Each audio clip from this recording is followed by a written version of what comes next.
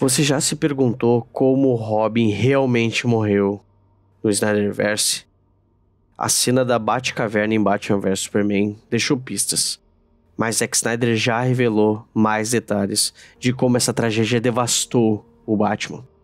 Hoje, vamos mergulhar na história completa da morte do Robin e como isso impactou o Bruce Wayne que conhecemos. Em Batman vs Superman, A Origem da Justiça, tivemos um vislumbre do legado sombrio que o Coringa deixou para o Batman. Vimos a Batcaverna com o traje do Robin vandalizado, com uma mensagem perturbadora. Ha ha ha, a piada é você, Batman.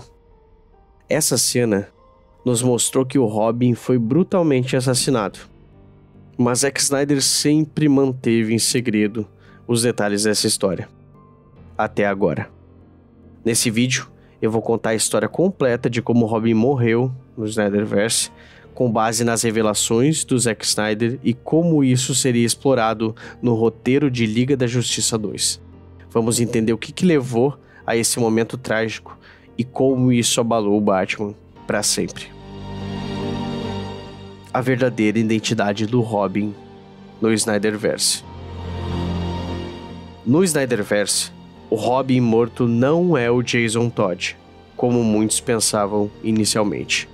Segundo Zack Snyder, o Robin assassinado pelo Coringa é o Dick Grayson, o primeiro e mais icônico garoto prodígio. A sua morte foi o ponto de ruptura para o Bruce Wayne, levando ele a perder a sua fé na humanidade e adotar uma postura mais brutal, como a gente vê em Batman vs Superman. A partir dessa perda, o Batman começou a agir de forma implacável, ultrapassando os limites morais que ele mantinha no passado.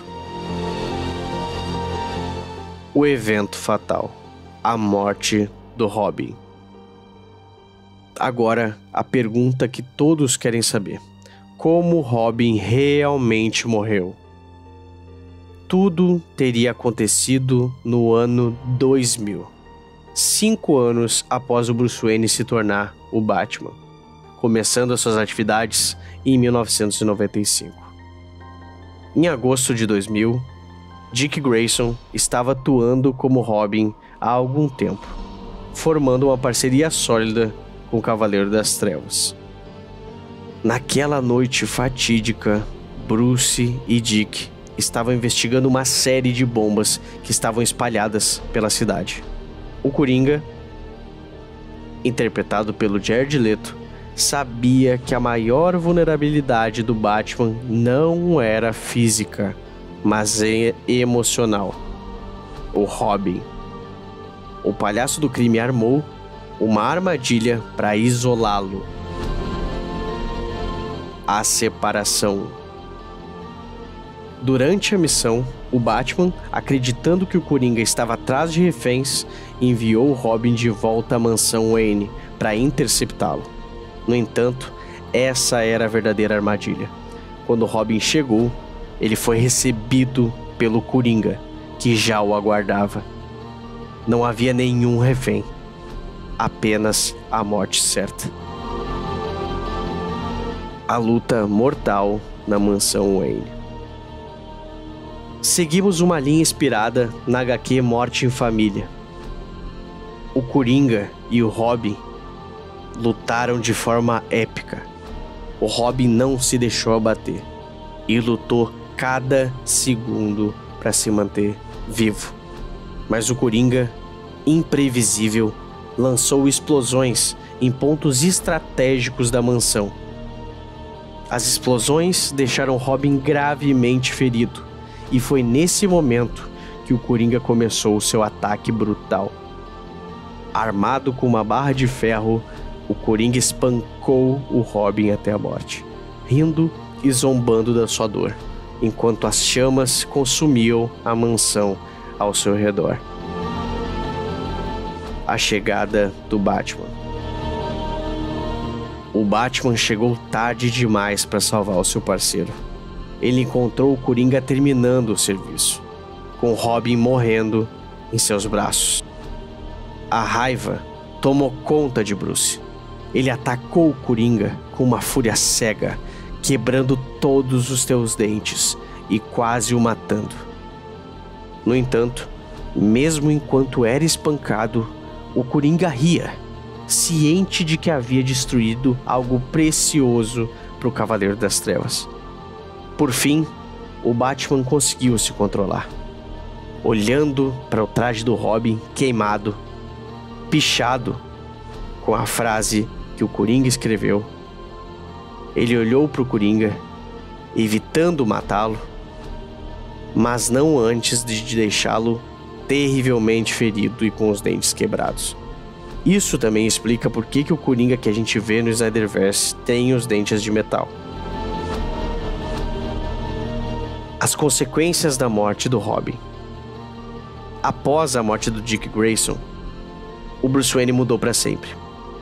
Ele enviou o Coringa para o Asilo Arkham, na qual, anos depois, cerca de 14, 15 anos depois, ele iria encontrar e conhecer a doutora Harley Quinzel, que se tornaria a Arlequina. Bruce enterrou seu parceiro no mesmo cemitério onde seus pais estavam enterrados, junto com seus ideais de heroísmo. A perda do Robin foi o golpe final que o Bruce adotou para se tornar uma pessoa cínica e impiedosa. Essa mudança no Batman seria explorada ainda mais em Liga da Justiça 2, durante a cena do futuro apocalíptico, onde a gente veria o grupo de sobreviventes: Batman, Cyborg, Flash, Mera, Exterminador e, é claro, o Coringa.